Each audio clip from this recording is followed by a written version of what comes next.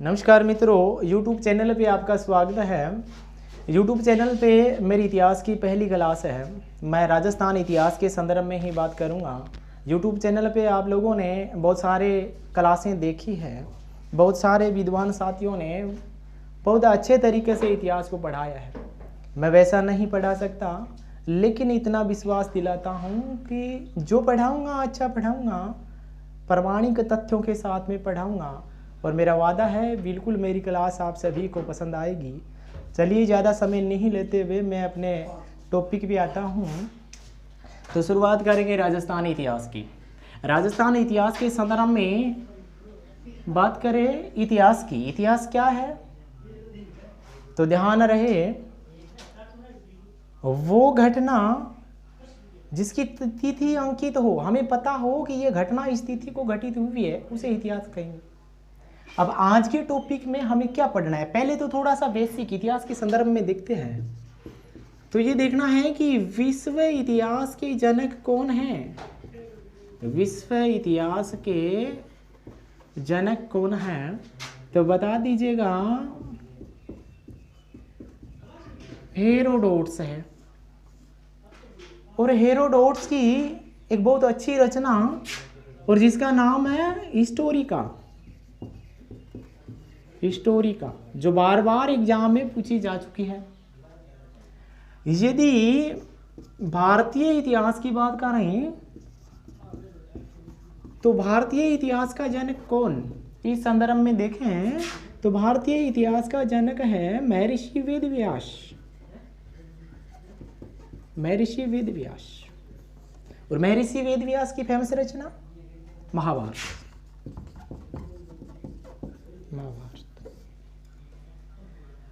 अब पढ़ रहे हैं राजस्थान का इतिहास तो स्वाभाविक सी बात है राजस्थान इतिहास के जनक का पता होना चाहिए।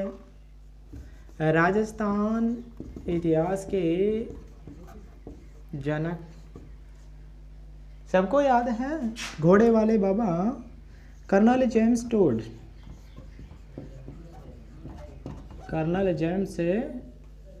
टोड्स। इनकी फेमस रचना सभी को याद है, the annals and antiquities of Rajasthan. ये बेसिक जानकारी है क्योंकि इतिहास पढ़ रहे हैं राजस्थान इतिहास, तो इसमें हमें पता होना चाहिए कि विश्व इतिहास का जनक कौन है तो हेरोडोट्स है, इसकी रचना हिस्टोरिका है। भारतीय इतिहास का जनक वेदव्यास है और इसकी रचना महाभारत है। राजस्थान इतिहास के जनक कर्नल जेम्स टोड है। पुस्तक का नाम एक बार पुनः रिवाइज कर रहा हूँ, the annals and antiquities of Rajasthan. अब यदि राजस्थान इतिहास के संदर्भ में आगे बढ़े तो राजस्थान इतिहास के संदर्भ में आज क्या पढ़ने वाले हैं इस पे चर्चा करेंगे। राजस्थान इतिहास में आज अपन पढ़ने वाले हैं राजस्थान इतिहास के प्रमुख राजपूत वंश हुए, यानी प्रमुख राजपूत वंश। राजस्थान के प्रमुख राजपूत वंशों के संदर्भ में पढ़े उससे पहले हमें यह पता होना चाहिए कि कौन कौन से राजपूत वंश थे। इस संदर्भ में अपन पहले जान लेते हैं और आपको भी मैं बताना चाहूँगा कि मैं जो चीज़ें यहाँ नोट कर रहा हूँ वो चीज़ें टॉपिक वाइज मैं प्रत्येक टॉपिक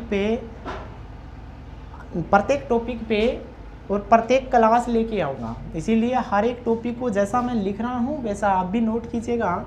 राजपूत वंश में पहले वंश की बात करें तो राजपूत वंश में पहला वंश है गुहिल वंश। और यदि दूसरे राजपूत वंश की बात करें तो वो है प्रतिहार वंश।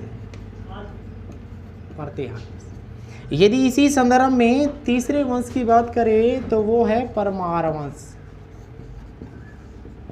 और इसी संदर्भ में यदि चौथे वंश की बात करें तो वो है चौहान वंश। यदि राजपूत वंश में पांचवें वंश की बात करें तो वो है राठौड़ वंश।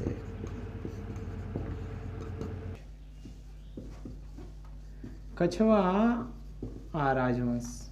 यदि बात करें 7 नंबर की तो 7 नंबर पे भाटी राजवंश। और यदि बात करें 8 नंबर की तो 8 नंबर है यादव वंश पे चर्चा करेंगे डिटेल से। यहाँ से काफ़ी पर्सन पिछले एग्जामों में पूछे जा चुके हैं। और बात करें 9 नंबर राजपूत वंश की, तो वो है जाट वंश। इसके संदर्भ में भी चर्चा करेंगे।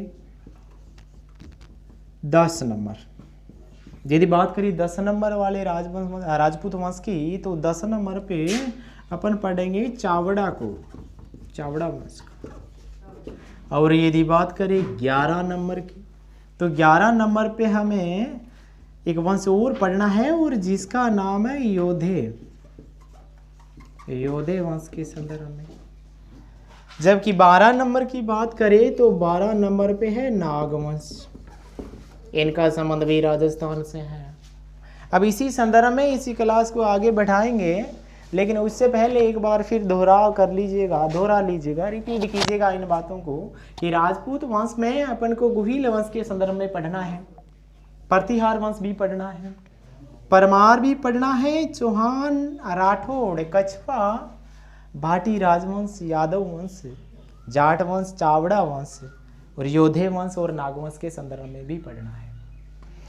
अब शुरुआत करेंगे प्रत्येक वंश के संदर्भ में। तो मैं पहला राजस्थान के इतिहास में पहला राजपूत वंश उठा रहा हूँ, और जिसका नाम है गुहिल वंश।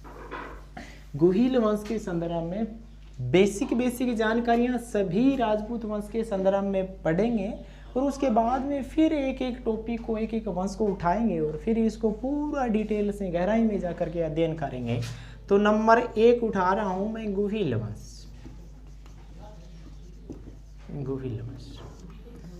अब गुहिल वंश के संदर्भ में जो बेसिक जानकारी हमें होनी चाहिए वो ये कि इतिहासकार Nancy and colonel James Tod, इन दोनों ने इसी गुहिल वंश की 24 शाखाओं का वर्णन किया, 24 शाखाएं बताई। और इन्हीं 24 शाखाओं में जो प्रमुख शाखाएं जिन पे हमें अध्ययन करना है, हम जिन पे अध्ययन करेंगे वो मैं यह लिख रहा हूँ। इन 24 शाखाओं में हमें अध्ययन करना है। नंबर 1 मेवाड़ में गुहिल वंश है। और नंबर 2 वाले पॉइंट पे हमें दूसरी शाखा जो मुख्य उस पर चर्चा करनी है वो है काठियावाड़। और नंबर 3 धोड़। और यदि बात करें नंबर 4, वैसे तो गुहिल वंश में सबसे प्रमुख, सबसे प्राचीन और राजस्थान की सबसे प्राचीन ही नहीं बल्कि विश्व की भी सबसे प्राचीन शाखा है वो मेवाड़ है। काठियावाड़ के संदर्भ में भी अपन चर्चा करेंगे, और अपन चर्चा करेंगे धोड़ के बारे में भी, और अपन चर्चा करेंगे बागड़ में भी जाएंगे, और बागड़ में भी गुहिल वंश का किस प्रकार से आधिपत्य स्थापित हुआ इसके संदर्भ में भी चर्चा करेंगे। मुख्य रूप से नैन्सी ने 24 शाखाएं बताई, इनमें से मेवाड़, काठियावाड़ काफ़ी महत्वपूर्ण है। अब अगला जो राजवंश था अपना दूसरा राजवंश, उसके संदर्भ में बात करें तो वो है प्रतिहार वंश के संदर्भ में फिर इतिहासकार नैन्सी ने फिर बताया कि प्रतिहार वंश है, इनकी कुल 26 शाखाएं हैं। कितनी शाखाएं हैं? 26 शाखाएं। और इन 26 शाखाओं में कौन कौन सी वो मुख्य शाखाएं हैं जिनके संदर्भ में हमें पढ़ना है, तो वो लिखे हैं। इन्हीं प्रतिहार वंश की जो मुख्य शाखा है उसमें पहली शाखा है जालोर के प्रतिहार। नंबर 2 अपन पढ़ेंगे कन्नौज के, और नंबर 3 पढ़ेंगे उज्जैन के प्रतिहार। बात करें नंबर 4 की, तो नंबर 4 पे अपन पढ़ेंगे, जैसे गुहिल वंश में अपन ने 24 शाखाएं लिखी है, और इन 24 में से 4 मुख्य ली है, इन चारों में के संदर्भ में अध्ययन करेंगे। वैसे ही प्रतिहार वंश में नैन्सी ने कुल 26 शाखाएं बताई है, और उन 26 में से हम जो मुख्य शाखाओं पे जिन पे चर्चा करेंगे वो ये 3 हैं, जिनमें से जालोर, कन्नौज, उज्जैन ये 3 शाखाएं मुख्य है। अब यदि बात करें प्रतिहार वंश के संदर्भ में थोड़ा सा डिटेल में, तो प्रतिहार वंश वो प्रतिहार वंश है मित्रों जिसने 8वीं से लेकर के और 10वीं शताब्दी के मध्य राजस्थान में ही नहीं बल्कि पूरे उत्तरी भारत में अपनी शक्ति का लोहा लिया था। इतना शक्तिशाली राजवंश था। इसके संदर्भ में डिटेल से अपन बात बाद में करेंगे।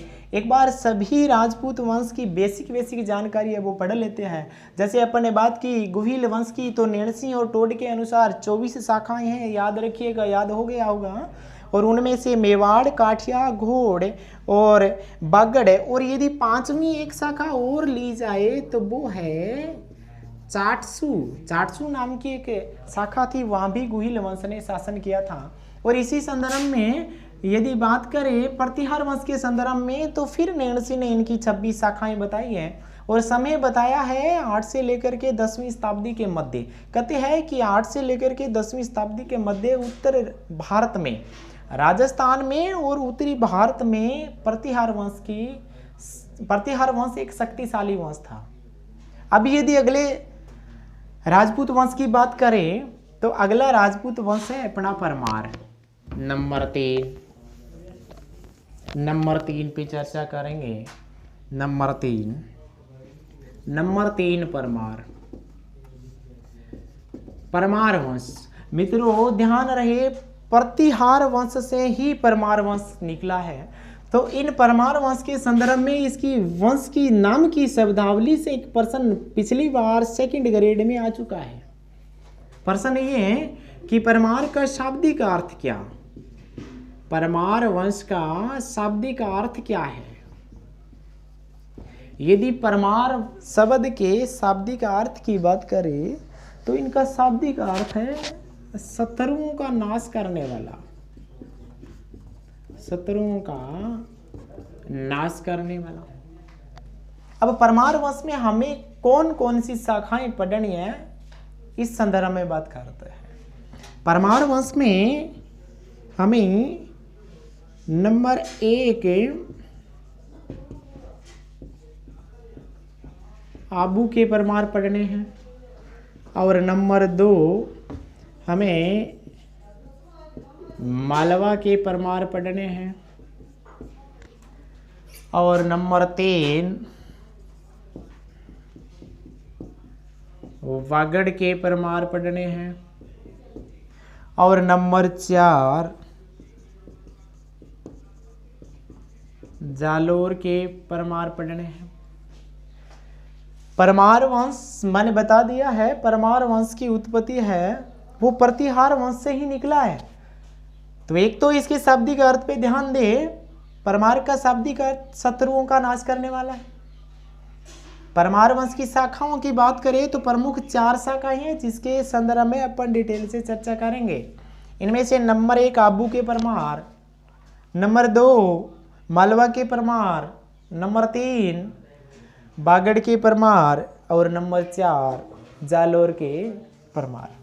अब यदि अगले राजवंश की बात करें तो अगला राजपूत वंश अपना है वो है राठौड़। चलिए देखते हैं, बेसिक जानकारी पढ़ते हैं राठौड़ों के संदर्भ में। ये जो राठौड़ वंश है, सबसे पहले इस शब्द पे गौर कीजिएगा। जैसे परमार शब्द का शाब्दिक अर्थ शत्रुओं का नाश करने वाला एग्जाम में आ चुका है, वैसे ही राठौड़ का शाब्दिक अर्थ भी ध्यान रखिएगा। तो जानकारी के लिए बता दूं मित्रों कि संस्कृत में इसी राठौड़ को राष्ट्रकूट कहा जाता है और इसी राष्ट्रकूट का प्राकृतिक रूप आगे चल करके रटूड बना और इस रटूड का परिष्कृत रूप है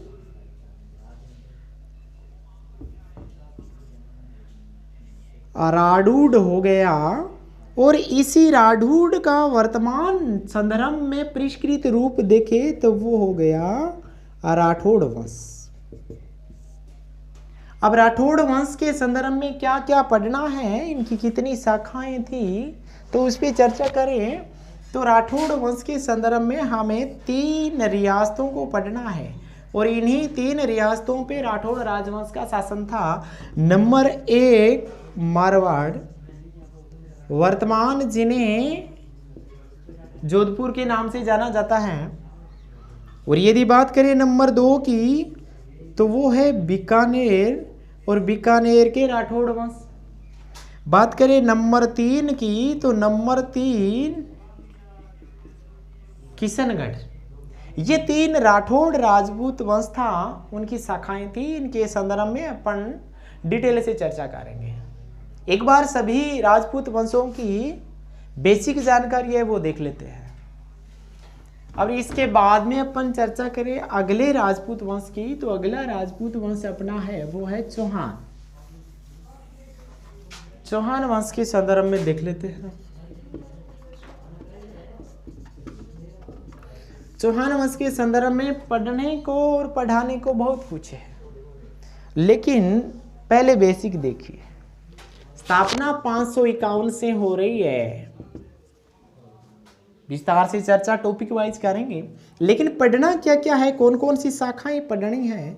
नंबर 1 हमें सांबर के चौहान पढ़ने हैं, ठीक है।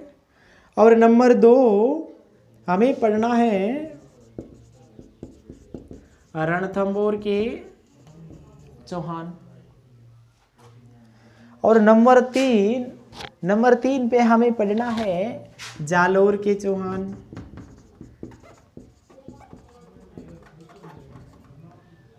और नंबर 4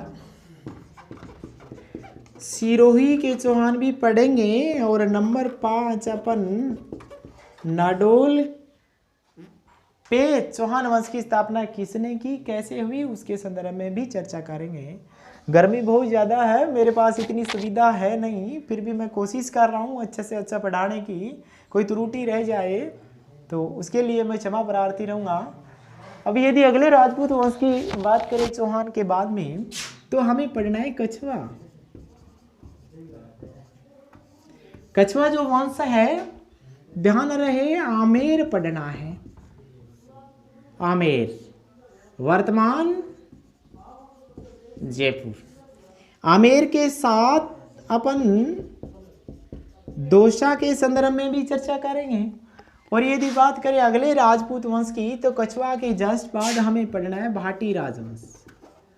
और यदि राजस्थान एकीकरण के संदर्भ में देखें, 19 रियासतों को देखें, तो उनमें से जैसलमेर रियासत ऐसी थी जहां भाटी राजवंश का आधिपत्य था, और उसकी शाखा बढ़ती हुई भटनेर दुर्ग पर उसने अधिकार कर लिया था। तो भाटी राजवंश के संदर्भ में अपन पढ़ेंगे तो हमें जैसलमेर को पढ़ना होगा। जैसलमेर में भाटी राजवंश था, और भटनेर दुर्ग को कौन भूल सकता है, भटनेर भाटियों का दुर्ग। और यदि अगले राजवंश की बात करें तो वो है जाट राजवंश। और जाट राजवंश एक ऐसा राजवंश है जिसको नहीं पढ़े तो इतिहास की कल्पना नहीं की जा सकती, क्योंकि सूरजमल को आप अच्छे से जानते हो, जवारसी को जानते हो, और जाट की बुद्धि और जाट का जुनून जोश सब पता है आप लोगों को। मैं अभी यहाँ थोड़ी बेसिक चर्चा कर लेता हूँ, और जैसे ही अपन जाट वंश को पढ़ेंगे तो खूब डिटेल से चर्चा करते हैं उस पर। यदि रियासती काल की बात करें तो जाट वंश का 2 रियासतों पे अधिकार था। नंबर 1 भरतपुर, और यदि बात करें नंबर 2 की तो वो है धौलपुर। इन 2 रियासतों पे जाट वंश का साम्राज्य था। और यदि बात करें यादव वंश की, यादव वंश 2 रियासतों पर था, जैसलमेर और नंबर 2 करौली। ध्यान रहे, अच्छी चीज है, जानकारी के लिए बता देता हूं कि यादव वंश है उसमें जो जैसलमेर के यादव थे वो अपने नाम के पीछे सिंह लगाते थे, जबकि करौली के जो शासक थे वो अपने नाम के पीछे पाल शब्द लगाते थे। बाद में यादवों ने क्या किया, इन 2 रियासतों पर भी अधिकार कर लिया था। बाद में विस्तार से डिटेल से चर्चा करेंगे, एक बार समझ लेते हैं। राजपूत वंश था तो इन राजपूत वंश की कौन कौन सी शाखाएं थी और राजस्थान के इतिहास में हमें कौन कौन से वंश पढ़ने हैं, मैंने डिटेल से समझाने की कोशिश की है कि अपन कौन कौन सी राजपूत वंश की कौन कौन सी शाखाएं पढ़ने वाले हैं। अभी यदि यादव वंश के बाद में आगे नए वंश की बात करें तो वो है योधे। योधे या इसको योधे लिख सकते हैं। चलिए नए सिरे से लिख रहा हूं मैं। अगला राजवंश की बात करें तो अगला राजवंश है योधे। योधे जिनको अपन योधे वंश के रूप में लिख सकते हैं। अब योधे राजपूत वंश के